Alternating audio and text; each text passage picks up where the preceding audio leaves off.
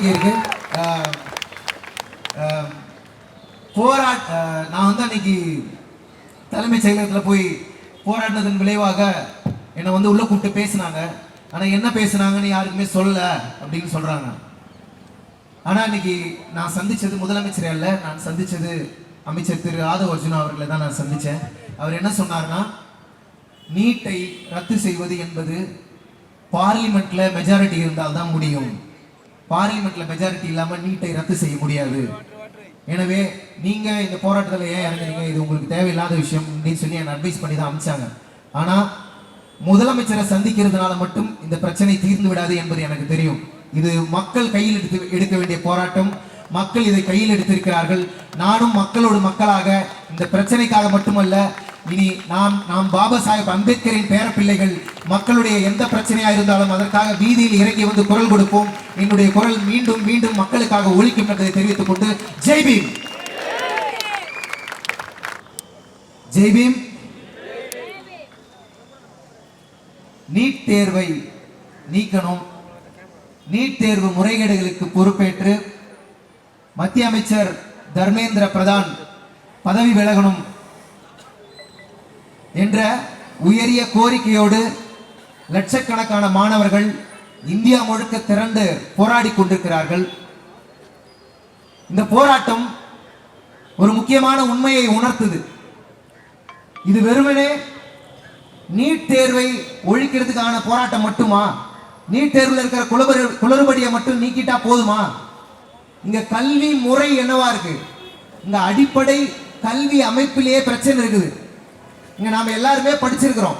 ஆனா நாம என்ன ஆகணும்னு நினைச்சோமோ அதை தான் படிச்சோமா? நம்ம நினைச்சதை படிக்கிறதுக்கான வாய்ப்போ சூழ்நிலையோ நமக்கு ஏற்படுத்தி தரப்பட்டதா? நீட்டுக்கு முன்னாடியே நான் இன்ஜினியரிங் படிச்சிருக்கிறேன். ஆனா அப்ப நான் ஏன் இன்ஜினியரிங் படிச்சேன்னா, எல்லாரும் இன்ஜினியரிங் படிச்சாங்க, அதனால நானும் படித்தேன். அப்புறம் கொஞ்ச நாள் கழிச்சு group exam, civil service exam.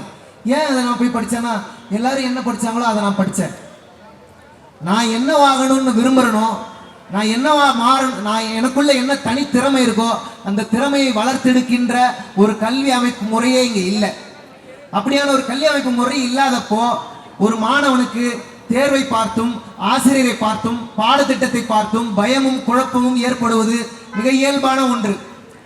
அந்த குழப்பத்துக்கும் பயத்துக்கும் தான் பெற்றவங்க வந்து காசு கட்டிக்கிட்டு இருக்கிறாங்க பள்ளிக்கூடத்தில். ஆனால் மாணவர்கள் அதை வெளியே சொல்லாம மதிப்பெண்களுக்காக நடத்தப்படுகின்ற தேர்வுகளை கண்டு பயந்து கொண்டு அதை சகித்து கொண்டிருந்த ஒரு தலைமுறை இன்னைக்கு வெடிச்சு எழுந்து நீட் போராட்டம் என்ற வழியா தேர்வுக்கு வந்திருக்கு.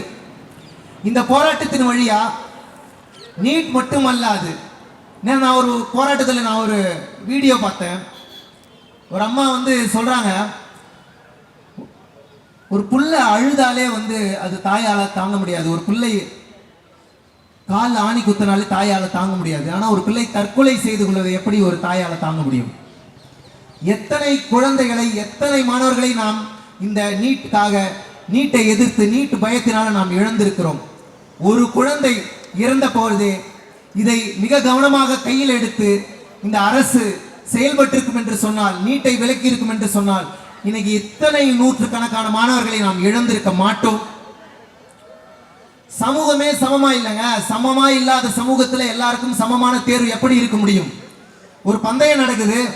ஒரு பந்தயத்துல ஒருத்தன் வந்து 2000 கிலோமீட்டர்ல இருந்து ஓடி வரான், ஒருத்தன் 100 கிலோமீட்டர்ல இருந்து ஓடி வரான், ஒருத்தன் கோட்டுக்கு பக்கத்துல இருக்கிறான். இப்போ நான் இந்த கோடு வச்சுட்டேன், நீங்க எல்லாரும் இந்த பந்தயத்துல கலந்துக்கிட்டு நீங்க எல்லாரும் வந்து ஜெயிச்சிடலாம் அப்படின்னு சொன்னா, இந்த 2000 கிலோமீட்டர் தூரமா ஓடிட்டு இருந்தவனுக்கு எவ்வளவு வருத்தமும் வலியை ஏற்படும். அந்த வலியைத்தான் இந்த நீட் தேர்வை எதிர்கொண்டிருக்கும் மாணவர்கள் எதிர்கொண்டு இருக்கிறாங்க. நான் அனிதாவுடைய அண்ணனாதான் தலைமைச் செயலகத்துக்கு முன்னாடி போய் நின்ன. ஆணிகள் கொண்டு மாணவர்களை அடிப்பது எப்படிப்பட்ட அணுகுமுறை? கட்டையில ஆணி வச்சு மாணவர்களை அடிக்கிறாங்க, பெண்களை போட்டு அடிக்கிறாங்க. அவங்க என்ன கேட்கிறாங்க? எங்களுடைய கல்வி, எங்களுடைய எதிர்காலத்துக்கு பாதுகாப்பு தாங்க. சட்டம், அரசு, அரசாங்கம், அரசியலமைப்பு அனைத்துமே மக்களுக்கானதுதான். இந்த மக்களுக்கானது என்கின்ற அந்த அடிப்படை புரிதல் இல்லாத இந்த அரசாங்கம் போராடுகிற மாணவர்களை வன்முறையை ஏவி அவர்களை காயப்படுத்தி கொண்டிருக்கிறது. அந்த காயம் என்னால் தாங்கிக்க முடியல. அதனால தான் நான் இறங்கினேன். அனிதா 10 ஆண்டுகளுக்கு முன்பாக நம்மிடம் எழுப்பிய கேள்விக்கு இன்றைக்கு வரைக்கும் நம்மிடத்திலே பதில் இல்லை. இது அனிதாவுடைய போராட்டம். நாம் அனைவரும் போராடி கொண்டிருப்பது அனிதாவுடைய போராட்டம். இந்த போராட்டத்திற்கு ஒரு தீர்வு காணும் வரை நாம் யாரும் சற்றும் பின்வாங்க கூடாது. எனக்கு அன்னைக்கே புரிஞ்சிருச்சு, அரசாங்கத்திடம் முறையிடுவதன் மூலமாக இது நடைபெறாத ஒரு காரியம் என்பது. அரசியல்வாதிகளிடம் போய் நாம் நிற்கக்கூடாது என்பது. மக்களிடத்திலே மக்கள் அமைப்பாக, மக்களோடு மக்களாக நாம் இருக்க வேண்டும். அதற்காக என்னுடைய கலை வடிவத்திலும் சரி, என்னுடைய நேரடியான போராட்டத்திலும் சரி, நான் எப்போதும் துணை நிற்பேன். இந்த போராட்டம் வெல்ல வேண்டும். நீலம் பண்பாட்டு மையத்தின் இந்த போராட்டத்திற்கு என்னுடைய ஆதரவை முழுமையாக தெரிவித்துக் கொண்டு, இந்தியா முழுமைக்கும் போராடி கொண்டிருக்கின்ற காக்ரோச் ஜனதா பார்ட்டியினுடைய போராட்டத்திற்கு என்னுடைய முழு ஆதரவை நான் தெரிவித்துக் கொள்கின்றேன். இந்த மாணவர்களுடைய போராட்டம் வெல்ல வேண்டும்.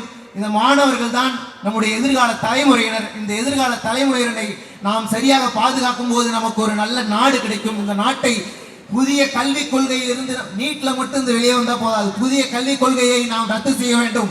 புதிய கல்விக் கொள்கையின் மூலமாக இந்த தேர்வுகள் எதுக்கு வைக்கிறான்னு நினைக்கிறீங்க? அந்த காலத்துல நீ படிக்க கூடாதுன்னு சொன்னா அதுக்கு வச்சா சாதின்னு பேரு. இந்த ஜாதிகாரெல்லாம் படிக்க கூடாது, அவன் பள்ளிக்கூடத்துக்கே வரக்கூடாதுன்னு சொன்னான். இன்னைக்கு அதை நேரடியா சொல்ல முடியல. மக்கள் விழிப்புணர்வு அடைந்து விட்டோம். அதனால அவன் தேர்வுன்ற பேர் வச்சுன்னு வரான். புது புது பேர் வைக்கிறான், புது புது தேர்வு. ஆசிரியர் பணியிடங்களே இன்னும் நிரப்பாம இருக்கான். ஆசிரியர்களே இல்லைன்னா எப்படி மாணவர்கள் படிக்க முடியும்? ஆசிரியர்களே வேலைக்கு போராடி கொண்டிருக்கிறார்கள். அப்ப படிக்கிற மாணவர்களுடைய எதிர்காலம் எப்படி இருக்கும்? எனவே கல்வித்துறையில் மிகப்பெரிய சீர்திருத்தம் தேவைப்படுகிறது. அந்த சீர்திருத்தத்தின் துவக்கமாக இந்த போராட்டம், வரலாற்று சிறப்புமிக்க இந்த போராட்டம் அந்த திருப்பு முனையாக இருக்க வேண்டும்.